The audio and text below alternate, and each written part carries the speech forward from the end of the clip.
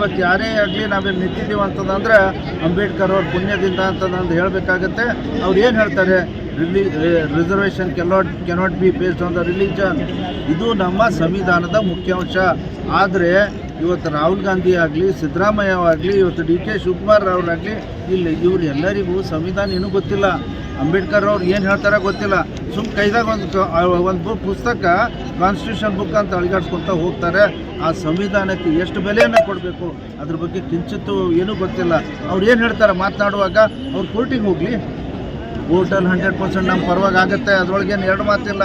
ಆದರೆ ಕೋರ್ಟಿಗೆ ಹೋದಾಗ ಬೀಳುತ್ತೆ ಅಂತಂದಾಗ ನನ್ನ ಲೆಕ್ಕದ ಪ್ರಕಾರ ನೀವು ಅಂಬೇಡ್ಕರ್ ಅವರಿಗೆ ಅಪಮಾನ ಮಾಡ್ತಾ ಇದ್ದೀರಿ. ಕಾಂಗ್ರೆಸ್ ಪಕ್ಷದ ಮುಖಂಡರಿಗೆ ಇವತ್ತು ಹೇಳಬೇಕಾಗತ್ತೆ.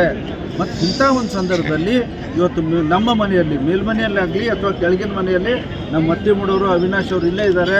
ಅವರಿಗೆ 18 ಜನರಿಗೆ 6 ತಿಂಗಳ ಕಾಲ ವಜಾ ಮಾಡ್ತಾರೆ. ಅವರಿಗೆ ಸದಸ್ಯರಾಗಿದ್ದಾರೆ. ಭಾಳ ಕಷ್ಟದಿಂದ ಭಾರತೀಯ ಜನತಾ ಪಕ್ಷದಿಂದ ಚುನಾಯಿತ ಸದಸ್ಯರನ್ನು ಇವತ್ತು ಅಮಾನತು ಮಾಡ್ತಾರೆ. ಅದೇನರ್ಥ? ಯಾವ ಸಂದರ್ಭದಲ್ಲಿ 6 ತಿಂಗಳ ಅವರಿಗೆ ಡಿಬಾರ್ ಮಾಡಿಲ್ಲ.